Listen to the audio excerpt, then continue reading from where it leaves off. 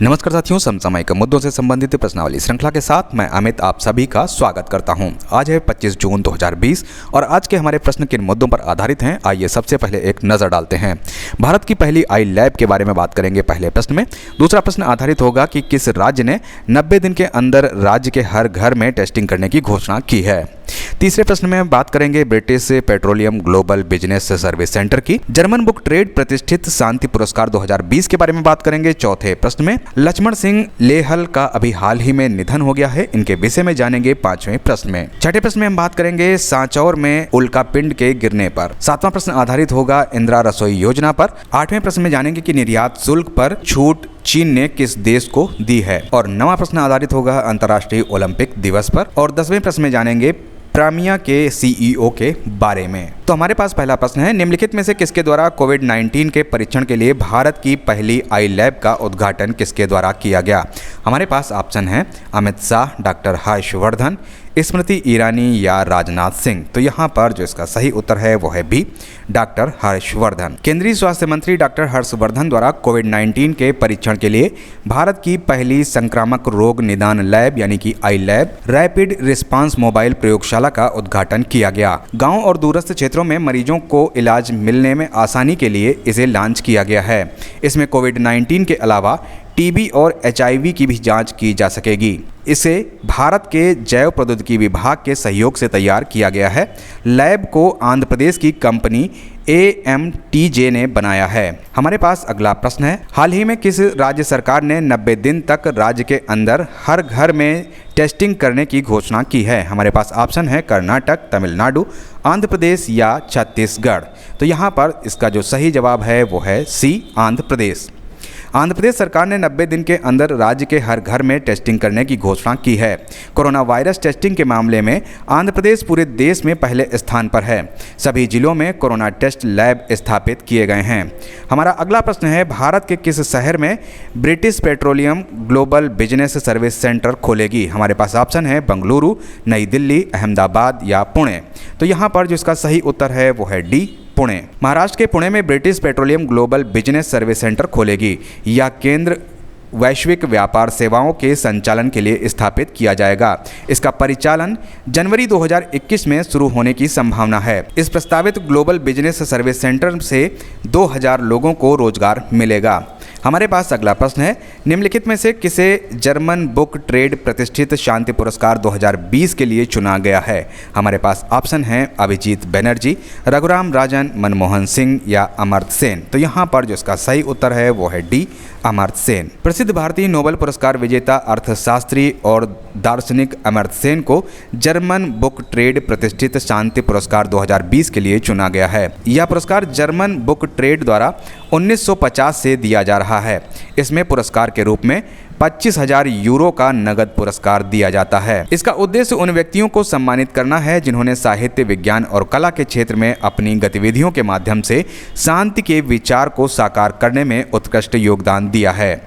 अमर्त्य सेन को welfare economics, अध्ययन में सामाजिक पसंद, वेलफेयर मेजरमेंट और गरीबी जैसी मूलभूत समस्याओं पर अपने शोध के लिए 1998 में आर्थिक विज्ञान में नोबेल पुरस्कार प्रदान किया गया था। हमारे पास अगला प्रश्न है, हाल ही में लक्ष्मण सिंह लेहल का निधन हो गया, वे किस क्षेत्र से थे। हमारे पास ऑप्शन है खेल, रक्षा, लेखन या विज्ञान।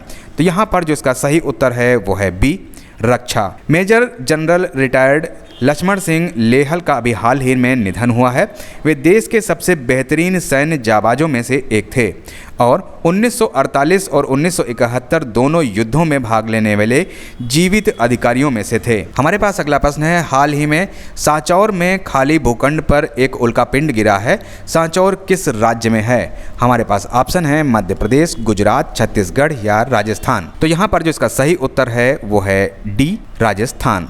राजस्थान के सांचौर शहर में आवासीय कॉलोनी के खाली भूखंड पर एक उल्कापिंड गिरा है, जिसकी स्थानीय लैब में जांच करवाने पर 10.23% निकेल, 85.86% लोहा, 0.05% प्लेटिनम, 0.78% कोबिट, 0.02% गार्मेनियम, 0.01% एंटीमनी, 0.01% नियोबिम एवं अन्य की 3.0% मात्रा पाई गई है। इसमें अग्रिम जांच हेतु खगोल विज्ञान जांच के लिए भेजने का निर्णय लिया गया है। हमारे पास अगला प्रश्न है, किस राज्य सरकार द्वारा इंदिरा रसोई योजना को लॉन्च किया जाएगा? हमारे पास ऑप्शन है छत्तीसगढ़, राजस्थान, पंजाब या महाराष्ट्र। तो यहाँ पर जो इसका सही उत्तर है वो है बी, राजस्थान। राजस्थान द्वारा इंदिरा रसोई योजना को लॉन्च किया जाएगा। इसका उद्देश्य समाज के आर्थिक रूप से कमजोर वर्गों के लिए शुद्ध और पौष्टिक भोजन उपलब्ध कराना है। दिन में 2 बार कम मूल्य पर भोजन उपलब्ध होगा ताकि यह सुनिश्चित किया जा सके कि राज्य में कोई भूखा ना सोए। हमारे पास अगला प्रश्न है, हाल ही में चीन ने किस देश को निर्यात पर शुल्क में 97% की छूट प्रदान की है? हमारे पास ऑप्शन है नेपाल, श्रीलंका, पाकिस्तान या बांग्लादेश। तो इसका जो सही उत्तर है वो है डी, बांग्लादेश। चीन ने बांग्लादेश को निर्यात पर शुल्क में 97% की छूट प्रदान की है। इस छूट को 1 जुलाई से प्रभावी किया जाना है। इस छूट के साथ बांग्लादेश के 8,256 उत्पाद 97% उत्पादों के तहत आएंगे जिन्हें छूट दी जाएगी। हमारे पास अगला प्रश्न है, हाल ही में अंतर्राष्ट्रीय ओलंपिक दिवस कब मनाया गया? हमारे पास ऑप्शन है 21 जून, 22 जून, 23 जून या 24 जून। तो यहाँ पर जो इसका सही उत्तर है वो है 23 जून। 23 जून को अंतर्राष्ट्रीय ओलंपिक दिवस मनाया गया। यह दिन खेल, स्वास्थ्य और खुद को बेहतर बनाने का दिन है। 23 जून 1894 में अंतर्राष्ट्रीय ओलंपिक समिति की स्थापना सोरबोन, पेरिस में की गई थी। IOC के सदस्य डॉक्टर ग्रेस ने स्टॉकहोम में अंतर्राष्ट्रीय ओलंपिक समिति के 41वें सत्र में विश्व ओलंपिक दिवस पर विचार प्रस्तुत किया। इस प्रस्ताव को IOC के 42वें सत्र में मंजूरी मिल गई। ओलंपिक दिवस 23 जून 1948 को पहली बार मनाया गया था। इस वर्ष ओलंपिक दिवस के 24 घंटे पहले दुनिया का सबसे बड़ा डिजिटल ओलंपिक वर्कआउट का आयोजन किया गया। हमारे पास अगला प्रश्न है, निम्न में से किसे professional risk managers international association के न्यू इंडिया ऑफिस के नए मुख्य कार्यकारी अधिकारी नियुक्त किया गया है? हमारे पास ऑप्शन है विजय खंडूजा, आनंद सुरेश, डॉक्टर निराकार प्रधान और सेतुरमन पंचनाथन। तो यहाँ पर जो इसका सही उत्तर है वो है सी, डॉक्टर निराकार प्रधान। डॉक्टर निराकार प्रधान को professional risk managers international association के न्यू इंडिया ऑफिस के नए मुख्य कार्यकारी अधिकारी नियुक्त किया गया है। Professional risk managers international association एक गैर लाभकारी संगठन है जो व्यावसायिक जोखिम प्रबंधकों का अंतर्राष्ट्रीय संघ, एक पेशेवर संगठन है जो विश्व स्तर पर ध्वनि जोखिम प्रबंधन मानकों और प्रथाओं के प्रचार और अभ्यास और सिद्धांतों के एकीकरण पर केंद्रित है। तो ये थे आज के हमारे समसामयिक विषयों से संबंधित 10 प्रश्न। मिलते हैं कल नए 10 प्रश्नों की श्रृंखला के साथ। तब तक के लिए मुझे दीजिए इजाजत। नमस्कार, धन्यवाद।